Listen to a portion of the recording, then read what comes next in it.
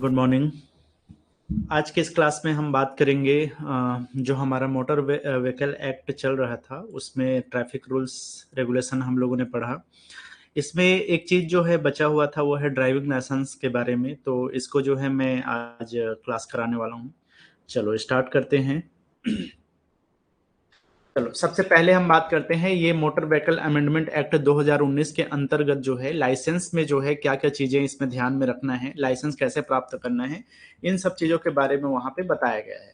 So driving licence is the most essential and mandatory document to drive motorcycle motor vehicle in any public place. अगर आपको किसी भी public place में जो है लाइसेंस के बगैर किसी भी एक तरह से बोलना चाहिए चलाते हो व्हीकल तो वो ठीक नहीं है। तो एक सबसे इंपॉर्टेंट अनिवार्य जो दस्तावेज है, जो आपका डॉक्यूमेंट है, वो है ड्राइविंग लाइसेंस। तो ड्राइविंग लाइसेंस जो है इसेंशियल है अगर हम ड्राइव कर रहे हैं। तो driving licence is issued by the local transport authority. जो भी लोकल ट्रांसपोर्ट अथॉरिटी होता है, जो भी आपका परिवहन प्राधिकरण जिसको हम बोलते हैं, स्थानीय परिवहन प्राधिकरण, तो इसके द्वारा जो है इसको जारी किया जाता है।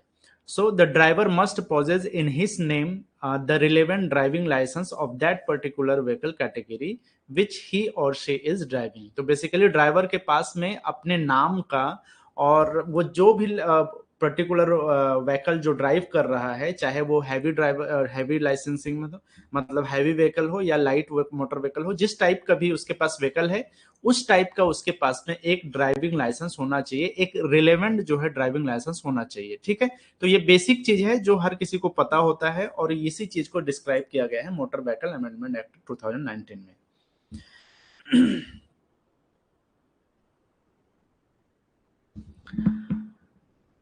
हाँ यार, इसका जो है ना मैं आप लोग को क्लास में ही एमसीक्यूज करा दूंगा। मतलब संडे को जो है इसका रखते हैं, जिसमें मान के चलो कि लगभग जो इसके इंपॉर्टेंट जितना भी हम लोगों ने पढ़ा है उसमें जितने भी इंपॉर्टेंट चीजें हैं उसको मैं एमसीक्यूज के फॉर्म में जो है बता दूंगा।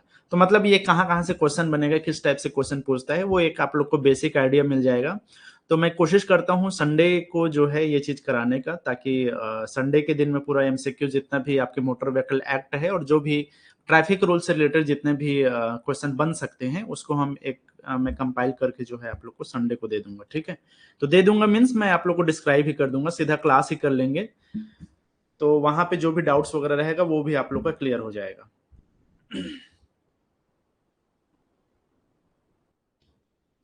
चलो नेक्स्ट है, इस बार जो है क्या किया गया है मंत्रालय के द्वारा, रोड सेफ्टी मिनिस्ट्री के द्वारा जो है 2 ऐप लॉन्च किया गया है, जिसके बारे में मैंने बताया भी था कि एक इनिशिएटिव लाया गया है जिसमें एक का नाम है वाहन ऐप और दूसरे का नाम है सारथी ऐप। तो इसको जो है इंट्रोड्यूस किया गया है। The ministry developed standardised software Vahan for registration certificate. वाहनों के जो भी रजिस्ट्रेशन है उसके लिए जो है एक वाहन ऐप लाया गया है। And the Sarathi for driving licence. Sarathi app है बेसिकली ड्राइविंग लाइसेंस के लिए, तो इस चीज को ध्यान रखना है।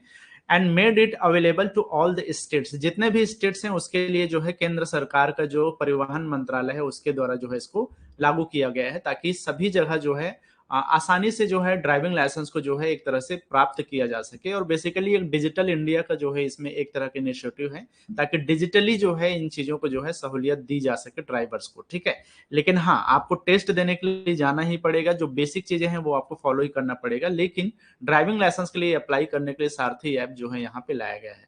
All the RTOs have also been linked for easy access of data. जितने भी आरटीओज हैं उसको भी इन जो ऐप है उसके थ्रू जो है लिंक करने की कोशिश किया गया है, ताकि आरटीओ को डेटा जो है वहां तक पहुंचने के, या आरटीओ को डेटा तक पहुंचने तक जो है आसानी हो, इसलिए जो है इजी एक्सेस ऑफ डेटा के लिए आरटीओ को भी उसमें लिंक किया गया है। Ministry has also taken up a project of creation of state and national register of driving licence. ये खास बात है, आपको इसको ध्यान रखना है। ठीक है, यहां पर जो है state and national register of driving licence and registration certificates using this software platform. तो आप देख सकते हो कि मंत्रालय ने इन सॉफ्टवेयर प्लेटफॉर्मों का जो यूज है इसको यूज करके ड्राइविंग लाइसेंस और जो रजिस्ट्रेशन है उसके जो सर्टिफिकेट है उसको राज्य और राष्ट्रीय जो स्तर के रजिस्टर हैं उसके निर्माण के लिए एक पहल शुरू की है, एक प्रोजेक्ट शुरू किया गया है, ठीक है, जिसमें से कितने लाइसेंस इशूज किए गए हैं, किस टाइप के व्हीकल को कितने रजिस्ट्रेशन दिया गया है, उन व्हीकल्स की क्या कंडीशंस हैं, जिन लोग को ड्राइविंग लाइसेंस दिया गया है वो किस व्हीकल्स के लिए है, इन तमाम चीजों का जो है एक तरह का प्रोजेक्ट स्टार्ट किया गया है, जो कि इस सॉफ्टवेयर प्लेटफॉर्म के थ्रू जो है स्टार्ट किया गया। चलो, तो हो गया बात कि लाइसेंस कहाँ से मिलेगा, किस ऐप के थ्रू जो है आपको जाना है, कौन सा ऐप उसमें काम करेगा, इन सब चीजों के बारे में हमने जान लिया। अब हम देखते हैं कि बेसिकली ड्राइविंग लाइसेंस कितने टाइप के होते हैं। दो टाइप के ड्राइविंग लाइसेंस होता है ब्रॉडली अगर देखा जाए तो। एक को बोला जाता है लर्नर लाइसेंस, ठीक है, और दूसरे को बोला जाता है परमानेंट लाइसेंस, जो कि स्थायी लाइसेंस होता है, और ये प्रशिक्षु लाइसेंस इसको कहा जाता है, ठीक है। तो जो लर्निंग के कंडीशन में है, this is temporary licence valid up to 6 month, ये जनरली जो है 6 मंथ के लिए होता है। तो पहला क्वेश्चन यहाँ पे ये होता है कि लर्निंग लाइसेंस जो है कितने मंथ के लिए जो है उसको बोलना चाहिए कि वैध होता है। तो याद रखना है 6 मंथ के लिए जो है एक लर्नर लाइसेंस जो होता है या लर्निंग लाइसेंस होता है वो वैध होता है। It is issued to learn driving of motor vehicle subject to certain condition. Basically इसमें जो है कुछ मतलब कि स्थितियों को या कुछ शर्तों को जो है ध्यान में रखते हुए ड्राइविंग को सीखने के लिए जो है ये मोटर व्हीकल के ड्राइविंग को सीखने के लिए जो है इसको इशू किया जाता है, ठीक है। दूसरा है यहाँ पे परमानेंट लाइसेंस। तो permanent licence is the final documentary authorisation for valid driving. एक तरह से बोलना चाहिए कि आपका जो एक तरह का अंतिम दस्तावेज होता है, अंतिम डॉक्यूमेंट होता है ये, और जो ये आपको ऑथोराइज्ड करता है कि आप जो है चलाने के लिए, व्हीकल्स को ड्राइव करने के लिए जो है अब आपको अथॉरिटी मिल चुका है, ठीक है। One become eligible for permanent licence after expire of 1 month from the date of issuing the learner licence. तो जनरली जो है लर्निंग लाइसेंस जारी होने का जो तारीख होता है उससे 1 महीना पूरा होने पर स्थायी लाइसेंस के लिए आवेदन किया जा सकता है। मतलब कि जैसे ये 6 महीना के लिए वैलिड है, तो जैसे ही आपके पास लर्निंग लाइसेंस आया, 1 मंथ हुआ, 1 मंथ के बाद में जो है आप परमानेंट लाइसेंस के लिए जो है अप्लाई कर सकते हो, ये नियम कहता है, ठीक है। तो ये दो टाइप के लाइसेंस याद रखना है, लर्निंग लाइसेंस, दूसरा परमानेंट लाइसेंस।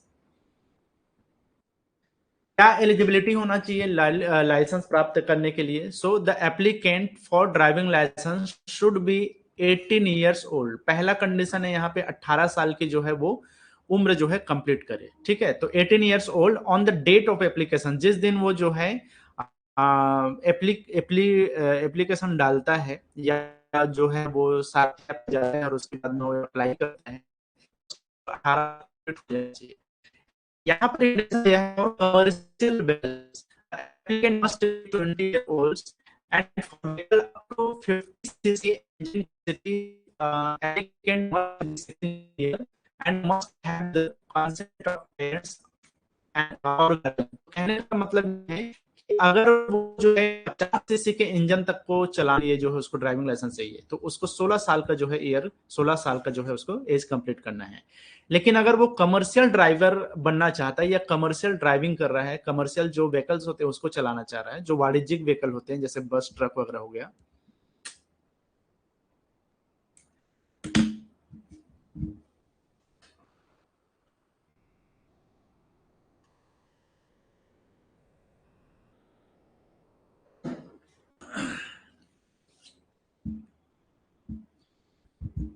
आवाज अभी भी अटक रही है?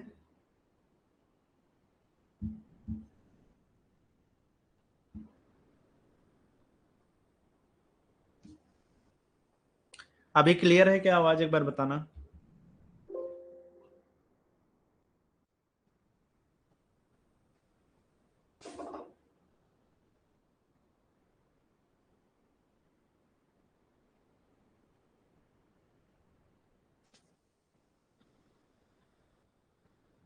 चलो अभी आ रही है ना? ठीक है, ठीक है, मैं रिपीट कर दे रहा हूं।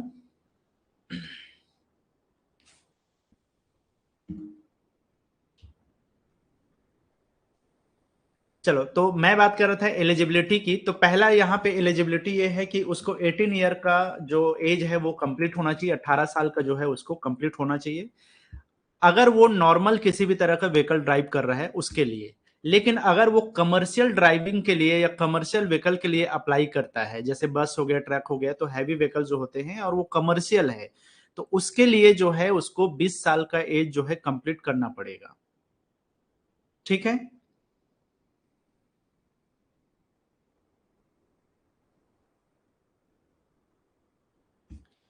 दूसरा जो है यहाँ पर अगर वो 50 सीसी का इंजन कैपेसिटी जो है चलाता है, तो 50 सीसी तक के बाइक्स के लिए या व्हीकल्स के लिए जो है उसको 16 साल का जो है एज कंप्लीट करना पड़ेगा। लर्निंग लाइसेंस वाला अकेले नहीं चला सकते व्हीकल बगल में जिसके पास। हाँ यार, जनरली क्या होता है लर्निंग लाइसेंस को, देखो एक चीज को कुछ चीजें तो थोड़ा सा आपको यूज करना पड़ेगा। मेनली जो है ड्राइविंग लाइसेंस में लर्निंग लाइसेंस वाला जो केस होता है उसमें क्या है, वो सीख रहा है। तो ये कॉमन सी बात है कि अगर कोई सीख रहा है तो उसको कोई ना कोई सिखा रहा है। तो कहने का मतलब ये है कि अब देखो इस चीज को फॉलो कितने लोग करते हैं, कि होता है नहीं होता है वो अलग मैटर है, लेकिन जनरली ये होता है कि जब कोई सीख रहा है तो उसको कोई ना कोई सिखा रहा है। तो सिखाने वाला जिसके पास परमानेंट लाइसेंस हो या बोल सकते हो कि वो ऑथराइज्ड हो सिखाने के लिए, सारे रूल्स रेगुलेशन उसके पास वो फॉलो कर रहा है, उसके पास परमानेंट लाइसेंस है, या जो परमानेंट लाइसेंस उसके पास इशू हो चुका है और वैलिड लाइसेंस है, तो वो उसके बगल में होना चाहिए। अगर इवन जो है अगर वो टू व्हीलर चला रहा है तो उसके पीछे में उसको बैठे रहना चाहिए। ये चीज बोला जाता है ना। फॉलो कितना किया जाता है वो अलग मैटर है। अदरवाइज जो है अगर कोई लर्निंग लाइसेंस में, लर्निंग कंडीशन में, तो उसके पास कोई जो सिखा रहा है वो भी होना चाहिए, ये रूल कहता है। खैर यहाँ पर एलिजिबिलिटी की बात करें तो 18 ईयर कंप्लीट होना चाहिए, और अगर वो कमर्शियल ड्राइवर बनना चाहता है, कमर्शियल व्हीकल चलाना चाहता है, तो 20 ईयर कंप्लीट होना चाहिए। और एक कंडीशन और दिया है कि अगर वो 50 सीसी से कम तक के इंजन वाले व्हीकल्स को चलाना चाहता है तो वो 16 साल का होना चाहिए, प्लस उसके पास जो है गार्जियन या पेरेंट्स का जो है वहां पे कंसेंट भी होना चाहिए कि वो उनको अलाउ कर रहे हैं। The applicant should be fully convergent with traffic rules and regulation. वो पूरी तरह से जो भी ट्रैफिक रूल्स है, रेगुलेशन है यातायात के, वो उससे अवेयर होना चाहिए, उसको पता होना चाहिए। ये भी रूल कहता है एलिजिबिलिटी में। नेक्स्ट यहाँ पे बात करते हैं how to acquire learner licence. हम कैसे जो है लर्निंग लाइसेंस जो है प्राप्त कर सकते हैं, क्या क्या चीजों की जरूरत पड़ेगी, क्या प्रोसीजर को हमें फॉलो करना पड़ेगा। तो पहला यहाँ पे है, देखो कुछ डॉक्यूमेंट्स आपको जरूरत पड़ेगी। The following documents are required while applying for learners driving licence. पहला है यहाँ पे एप्लीकेशन फॉर्म, ठीक है, available from local transport authority. जो भी लोकल ट्रांसपोर्ट अथॉरिटी है उसके पास जो है ये अवेलेबल होता है, जो भी एप्लीकेशन फॉर्म होता है, लर्निंग लाइसेंस का एप्लीकेशन फॉर्म, ठीक है।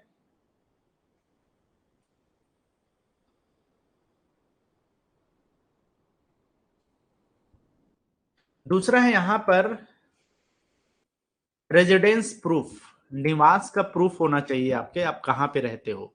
एज का प्रूफ, अगर जो है आप लर्निंग लाइसेंस अप्लाई कर रहे हो तो 18 साल का जो एज कंप्लीशन है, तो एज का प्रूफ होना चाहिए आपके पास। 3 रिसेंट पासपोर्ट साइज का फोटोग्राफ होना चाहिए एप्लीकेंट का, जो भी एप्लीकेशन लगा रहा है उसका। मेडिकल सर्टिफिकेट होना चाहिए, और ये फॉर्म को बोला जाता है A1 फॉर्म, ठीक है। फॉर्म A1 का, सॉरी 1A कहा जाता है इसको, फॉर्म का नाम है 1A, तो इसी नाम से ये मिलता है, मेडिकल सर्टिफिकेशन फॉर्म कहा जाता है इसको, फॉर्म 1A। 6 नंबर का है self declaration of medical fitness in form number 1। इसमें जो है एक चीज आपको ध्यान रखना है कि इसी में फॉर्म नंबर 1A ही है ये एक्चुअल में, तो इसमें सेल्फ डिक्लेरेशन करना पड़ता है मेडिकल फिटनेस के लिए, कि आप मेडिकली फिट हो। दैट मीन्स आपके ब्लाइंडनेस नहीं है, किसी भी तरह के विजिबिलिटी को लेकर के कोई प्रॉब्लम नहीं है, हैंडीकैप को लेकर के किसी भी तरह का इश्यू नहीं है, तो एक मेडिकल फिटनेस आपके पास होना चाहिए, उसका सेल्फ डिक्लेरेशन भी देना पड़ता है, ठीक है। Required fee as laid down by the authority. जो भी अथॉरिटी के द्वारा जो फीस तय किया गया है वो फीस आपके पास में होना चाहिए। तो इतनी बेसिक चीजों को जो है जरूरत पड़ती है एक लर्निंग लाइसेंस अप्लाई करने के लिए, ठीक है। अब जो है अगर आपने डॉक्यूमेंट्स वहां पे सबमिट कर दिया, after verification of documents the application is inspected for colour blindness. Basically जो है वो जो एप्लीकेशन है वो सबसे पहला जो इसमें इंस्पेक्शन होता है वो कलर ब्लाइंडनेस को लेकर के होता है, जो कि बहुत जरूरी है। अगर एक ट्रैफिक को मतलब कि क्रैशेस वगैरह से बचना है तो किसी भी ड्राइवर के लिए कलर ब्लाइंडनेस वाला प्रॉब्लम को चेक करना या इंस्पेक्शन करना। After this a 20-minute learner test is conducted with the 20 multiple choice objective type question, ठीक है। तो ये बहुत इंपॉर्टेंट है। ऑब्जेक्टिव टाइप 20 क्वेश्चंस होते हैं जिसमें आपको बेसिक रूल्स रेगुलेशन से रिलेटेड जो है वहां पे क्वेश्चंस करना होता है, और साथ ही साथ जो है ये 20 मिनट का जो है बेसिकली लर्निंग टेस्ट है, जो कि 20 मल्टीपल चॉइस क्वेश्चन पे बेस्ड होता है। Learner licence is issued to the applicant who qualified the test. ये अगर टेस्ट को आप क्वालिफाई कर लेते हो तो आपको लर्निंग लाइसेंस जो है मिल जाता है इस 20 मल्टीपल चॉइस क्वेश्चन को करने के बाद में। ठीक है, उसमें भी कुछ कुछ वो होता है कि कितना आपको पास होना है, क्या है दुनियादारी, वो सब चीज। The authorities also provide a handbook so that applicant may go through it before writing the test for learner licence. कहने का मतलब यह है कि एक हैंड बुक जो है उसको प्रोवाइड किया जाता है ताकि जो क्वेश्चन वगैरह है उसको करने से उसको थोड़ा सा वो सीख जाए पहले। एक हैंड बुक दिया जाता है हेल्प के लिए। The learner licence is issued on the same day after completion of all test. जो भी आप टेस्ट आप दोगे उसी दिन जो है आपको लर्निंग लाइसेंस मिल जाता है, ऐसा बोला जाता है, बट ऐसा हर जगह होता नहीं है, ये चीज को भी ध्यान देना है आपको। तो खैर, लर्निंग लाइसेंस जो है बनाना इसी तरह के प्रोसीजर को फॉलो करना पड़ता है। डॉक्यूमेंट्स क्या क्या चाहिए वो हम लोग देख लिया कि मेनली जो है 7 टाइप के बेसिक डॉक्यूमेंट्स हमें जरूरत पड़ रहा है। उसके बाद में 20 मिनट का 20 मल्टीपल चॉइस क्वेश्चन हमें टेस्ट के तौर पे देना पड़ रहा है। ठीक है, कलर ब्लाइंडनेस को पहले चेक किया जाता है। अगर बाई चांस आप कलर ब्लाइंडनेस में फेल हो जाते हो, इस टेस्ट में आप फेल हो जाते हो, तो उसके बाद में आप नेक्स्ट प्रोसेस में नहीं जा सकते। ठीक है, तो कलर ब्लाइंडनेस के लिए जो है पहले जो है वहां पे टेस्टिंग किया जाता है। सेकंड है यहाँ पर एक्वायरिंग परमानेंट लाइसेंस। अगर आपको स्थायी लाइसेंस प्राप्त करना है तब आपको क्या टेस्ट देना पड़ेगा या क्या डॉक्यूमेंट्स की जरूरत पड़ेगी। तो पहली तो बात यह है कि to acquire permanent licence first the applicant should have a valid learner licence. ठीक है, अगर आपके पास लर्निंग लाइसेंस नहीं है तो आपके पास एक कहने का मतलब ये है कि आपको ड्राइविंग टेस्ट से गुजरना पड़ेगा अगर बाई चांस आपके पास लर्निंग लाइसेंस नहीं है तो। अगर आप लर्निंग लाइसेंस वाले पहले से आपके पास है तो उस लर्निंग लाइसेंस की जरूरत पड़ेगी आपको जब आप परमानेंट लाइसेंस को अप्लाई करते हैं तो। ठीक है, one should apply for permanent licence after 30 days and within 180 days from the date of issuance of learning licence. आप जो है बेसिकली जो 30 दिनों के बाद में, जो कि आप ये बोल सकते हो कि लर्नर लाइसेंस जारी जब किया जाता है तो उसके 30 दिनों के बाद में और 180 दिनों के पहले, मतलब 30 से 180 दिनों के बीच में जो है आप लर्निंग लाइसेंस के लिए सॉरी परमानेंट लाइसेंस के लिए जो है आप अप्लाई कर सकते हो। जैसे कि मैंने बताया कि 6 महीने के लिए वैलिड होता है और 1 महीने के बाद में आप अप्लाई कर सकते हो। लेकिन जनरली क्या होता है ना कि आप 180 दिन हो चुका है आपके लर्निंग लाइसेंस को, उसके बाद अप्लाई करते हो तो आपको एक फ्रेश परमानेंट लाइसेंस के तौर पे जो है अप्लाई करना पड़ेगा। आपका लर्निंग लाइसेंस जो है 6 महीने के बाद में वैलिड नहीं रहता, इसीलिए बोल रहा है 1 महीने से 6 महीने के बीच में जो है आपको अप्लाई करना है, 180 दिनों के बीच में। बहरहाल यहाँ पे आप देख सकते हो the applicant should be well versed with the driving traffic rules regulation and the system of vehicle। आप उसी को अप्लाई करना है, मतलब कि जो भी ड्राइविंग से रिलेटेड जो भी इसके यातायात नियम है और जो भी प्रणाली है, जो भी रेगुलेशन है व्हीकल के बारे में उसको पता होना चाहिए कि कौन सा व्हीकल वो चला रहा है, व्हीकल की क्या खासियत है, किस टाइप से उसको ड्राइव करना है, इन सब चीजों के बारे में नॉलेज होना चाहिए। मतलब कि वो एक तरह से ट्रेंड ड्राइवर होना चाहिए, कहीं ना कहीं उसको सारी चीजें ड्राइविंग आनी चाहिए, तभी वो जो है परमानेंट लाइसेंस के लिए जो है अप्लाई कर सकता है। डॉक्यूमेंट्स क्या क्या जरूरत पड़ेगा, पहला है यहाँ पे वैलिड ओरिजिनल लर्नर्स लाइसेंस। पहला तो यहाँ पे है कि ओरिजिनल आपको लर्निंग लाइसेंस होना चाहिए अगर आप 30 से 120 180 दिनों के बीच में अप्लाई करते हो तो। एप्लीकेशन इन फॉर्म नंबर 4, एक एप्लीकेशन होता है जिसको फॉर्म नंबर 4 कहा जाता है, वो जरूरत पड़ेगी आपको। तो देखो यार, ये डॉक्यूमेंट से रिलेटेड क्वेश्चन बनता है, आप इसको ध्यान से देखना और याद रखना कि किस चीज के लिए क्या नंबर का एप्लीकेशन जरूरत पड़ रहा है।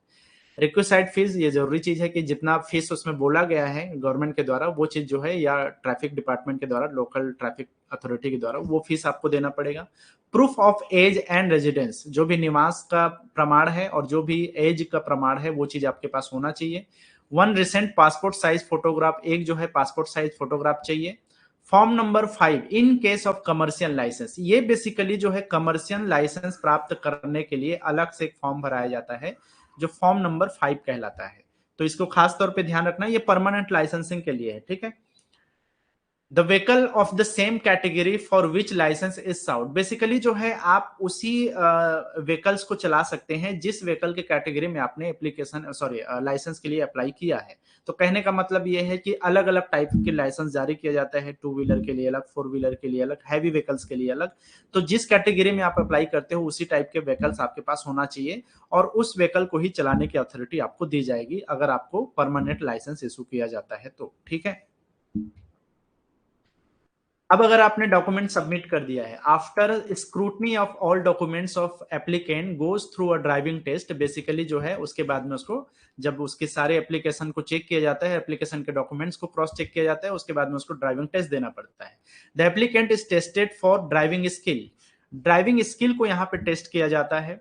फैमिलियराइजेशन विद द व्हीकल, वो व्हीकल के साथ में कितना फैमिलियर है, कितना जो है परिचित है अपने वाहन से, वो जो व्हीकल के लिए अप्लाई किया है उस व्हीकल को लिए कितने आसानी से कितने ईज तरीके से जो है वो आसानी से उसको टैकल कर सकता है।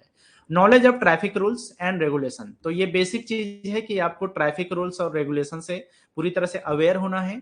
If the applicant passes the driving test he or she is awarded permanent driving licence.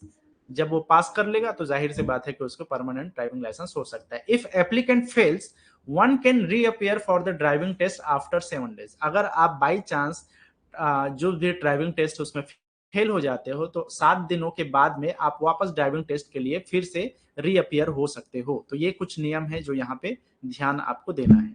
ठीक है, ओके। चलो ये बात हो गई आपके ड्राइविंग लाइसेंस इश्यूज के दे करके। और ये बेसिक चीज है ना, क्या क्या ड्राइविंग लाइसेंस में क्या क्या चीजें हैं। मैं कल के क्लास में जब आप लोग को मैं बताऊंगा सेक्शन वगैरह, तो वहां पर ड्राइविंग लाइसेंस के रूल्स रेगुलेशन के बारे में भी, मतलब कि कौन से क्लॉज में क्या बातें कही गई हैं, क्या सेक्शन है, उसको मैंने अलग रखा हुआ है ताकि आप सीधे सीधे उसी चार्ट से हम लोग सारा चीज देखेंगे। ठीक है, तो वहां यहाँ पे मैं मिक्स नहीं कर रहा हूँ। अभी आपको मैंने बताया कि ड्राइविंग लाइसेंस के टाइप्स क्या होते हैं और किस टाइप के टेस्ट देना पड़ता है, कौन से फॉर्म भरने पड़ते हैं, और अगर टेस्ट किस टाइप से होता है, ये सब चीजें हम लोगों ने देख लिया। ये बेसिक चीज था ड्राइविंग लाइसेंस रिलेटेड। जो उसके रूल्स रेगुलेशन है, जो क्लॉज है, जो सेक्शंस है, उसको हम सेक्शन वाले क्लास में ही हम उसको देखेंगे। ठीक है, बहरहाल यहाँ पे एक टॉपिक और बच जाता है जो हालांकि उतना इंपॉर्टेंट नहीं है, लेकिन हाँ यहाँ से कुछ चीजें आपसे पूछा जा सकता है। तो नेशनल रोड सेफ्टी पॉलिसी बनाया गया है इसी एक्ट के तहत में। हालांकि इसमें जो है पुराने एक्ट को भी फॉलो किया गया है, लेकिन काफी सारी चीजें सिमिलर है दोनों में। तो रोड सेफ्टी पॉलिसी क्या है इसके बारे में हम थोड़ा सा देखते हैं। पॉलिसी का जो ड्राफ्ट लाया गया था, रोड सेफ्टी पॉलिसी बेसिकली जो है एक तरह से आप बोल सकते हो कि एक नियम है, एक पॉलिसी है जिसमें रोड के सेफ्टी को लेकर के बहुत सारी बातें इसमें कही गई हैं। रोड सेफ्टी में बेसिकली सेफ्टी की ही बात कही गई है। जैसे एक्ट में क्या होता है ना, हर चीज के बारे में बात किया जाता है, हर एक चीजों के बारे में वहां पे बात होती है, व्हीकल्स के बारे में, रोड सेफ्टी के भी बारे में होती है। ठीक है, व्हीकल के ड्राइविंग लाइसेंस के बारे में भी जैसे बात हो रही है, उसके सर्टिफिकेशन के भी बारे में बात हो रही है, मार्किंग के बारे में बात हो रही है, सिग्नल्स के बारे में बात हो रही है। मतलब कि एक्ट पूरी तरह से रोड का कानून है, उस कानून का एक हिस्सा है सेफ्टी। ठीक है, और उस सेफ्टी को लेकर के कुछ पॉलिसी बनाए जाते हैं जिसको हम यहाँ पे नेशनल रोड सेफ्टी पॉलिसीज में देखते हैं।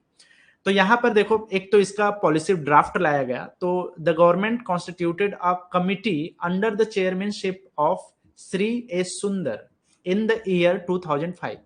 तो ये पहला क्वेश्चन यहाँ पे यही बनता है कि जो रोड सेफ्टी पॉलिसी लाने के लिए जो ड्राफ्ट तैयार किया गया, उसके लिए एक कमिटी तैयार किया गया। इस कमिटी का नाम है सुंदर कमिटी, इसको कहा जाता है, और उसके चेयरमैन थे श्री ए सुंदर। तो इन्हीं के नाम पे कमिटी का नाम है सुंदर कमिटी। आपसे क्वेश्चन पूछा जा सकता है कि बताइए नेशनल रोड सेफ्टी पॉलिसी के लिए कौन सी कमेटी जो है एप्लीकेबल है, या कौन सी कमेटी के द्वारा जो है रोड सेफ्टी पॉलिसी जो है लाया गया। ठीक है, तो कमेटी का नाम है सुंदर कमेटी, जो कि 2005 में इसका ड्राफ्ट तैयार किया गया। The committee also was also subsequently requested to finalise a draft national road safety policy for consideration of the government. तो बेसिकली ये कमेटी जो है रिक्वेस्टेड है एक ड्राफ्ट तैयार करने के लिए नेशनल रोड सेफ्टी पॉलिसी के लिए। मतलब कि इस कमेटी को बनाया क्यों गया है, इसके ड्राफ्ट तैयार करने के लिए बनाया गया है। ठीक है, अब ये जब ड्राफ्ट बन जाएगा तो उसके बाद में उसको कानून के तौर पे या पॉलिसी के तौर पे जो है लाया जा सकता है।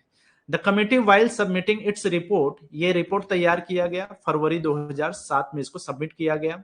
रिकमेंडेड ए draft national road safety policy, इसके लिए उन्होंने एक रिकमेंडेशन आया ड्राफ्ट बनाने का नेशनल रोड सेफ्टी पॉलिसी के लिए, ठीक है।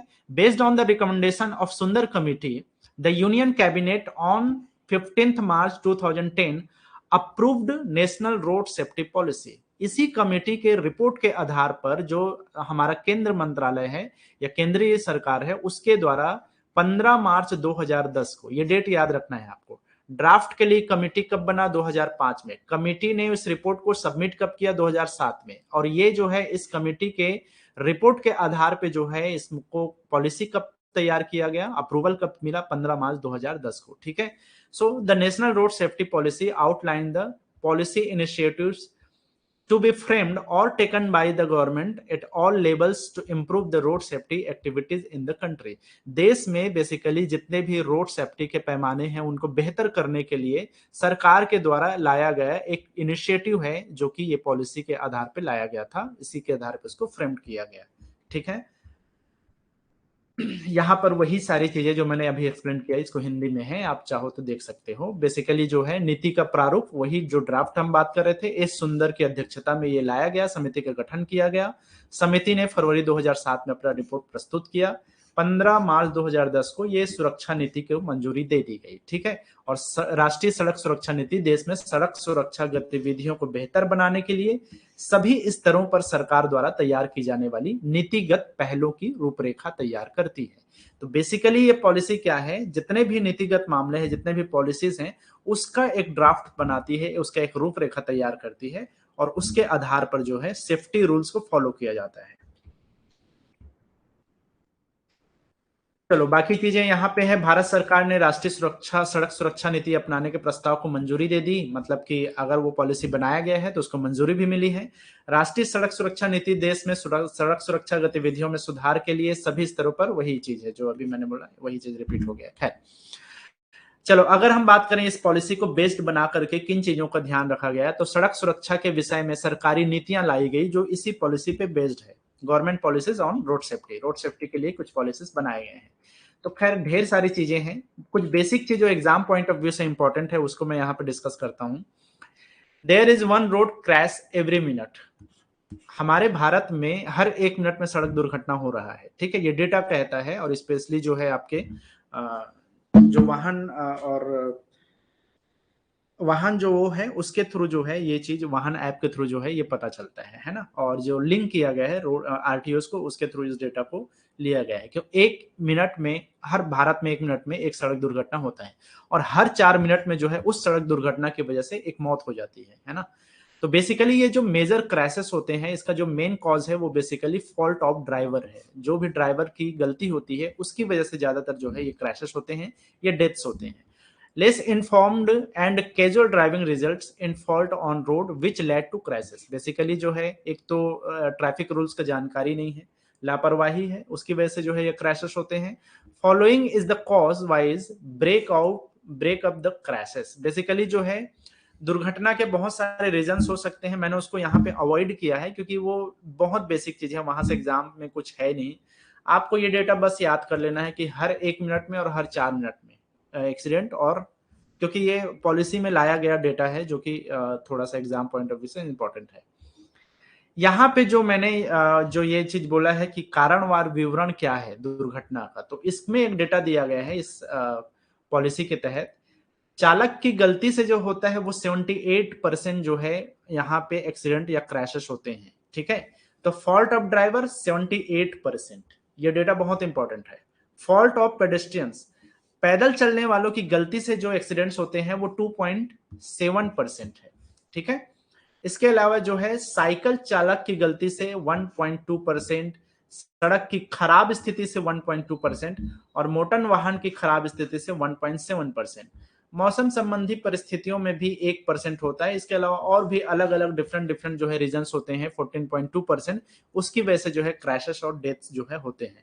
तो आप देख सकते हो कि मैक्सिमम जो केसेस है क्रैशेस का, वो सब चालक की गलती की वजह से है, ड्राइवर फॉल्ट्स की वजह से है, या फॉल्ट ऑफ ड्राइवर की वजह से 78% क्रैशेस या डेथ्स जो है हो रहा है, ठीक है।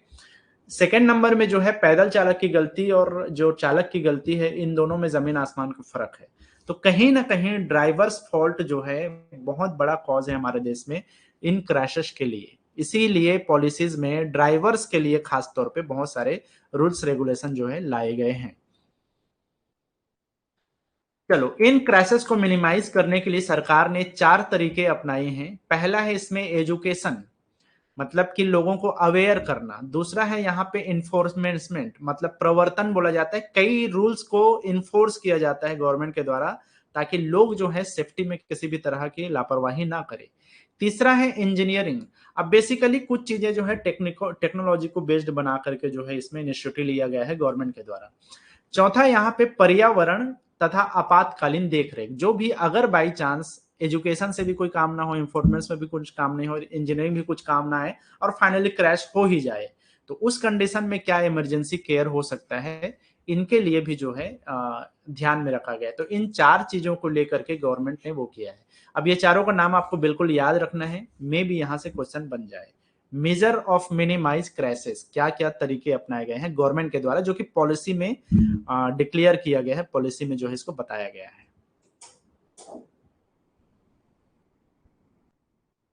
इसके अलावा भारत सरकार ने बहुत सूक्ष्म स्तरीय पहल भी किया है, जिसको माइक्रो लेवल इनिशिएटिव्स भी कहा जाता है। ठीक है, तो बेसिकली माइक्रो लेवल जो इनिशिएटिव है, उसके अंदर में जो मोस्ट इंपॉर्टेंट चीज है वो है स्टेट रोड सेफ्टी काउंसिल। सरकार ने माइक्रो लेवल इनिशिएटिव में एक चीज लाया, उसको कहा जाता है राज्य सड़क सुरक्षा परिषद। इसका गठन किया गया, साथ ही साथ बहुत सारे डिस्ट्रिक्ट कमेटी बनाए गए। तो ये जो राज्य सड़क सुरक्षा परिषद है, ये जनरली जो है अलग अलग राज्यों में इसमें जो वो होता है परिषद लेवल या काउंसिल लेवल का जो है एक तरह का कम्युनिटी होता है। तो ये जो कमिटी है वो बेसिकली सड़क सुरक्षा के लिए राज्य स्तर पर काम करती है, और कई जगह जो है जिसको बोला जाता है डिवीजन बेस्ड, एक संभाग के स्तर पे काम करती है। और हर जिले में जो है अलग अलग डिस्ट्रिक्ट कमेटी या जिला समितियों का गठन किया गया। आपसे क्वेश्चन क्या पूछेगा, अगर बाई चांस पूछेगा तो बताइए कि जो रोड सेफ्टी काउंसिल्स हैं या स्टेट रोड सेफ्टी काउंसिल्स हैं, ये कौन से इनिशिएटिव के अंदर में आता है। तो याद रखना है माइक्रो लेवल इनिशिएटिव या भारत सरकार की सूक्ष्म स्तरीय पहल के अंतर्गत ये 2 तरह के कमेटी जो है भारत सरकार के द्वारा बनाया गया है। ठीक है, चाहे question state road safety council से पूछे या डिस्ट्रिक्ट कमेटी से पूछे, ये दोनों जो है आपके माइक्रो लेवल इनिशिएटिव के अंतर्गत आता है। Action against overloading, against drunken driving and removal of liquor shops on national highways.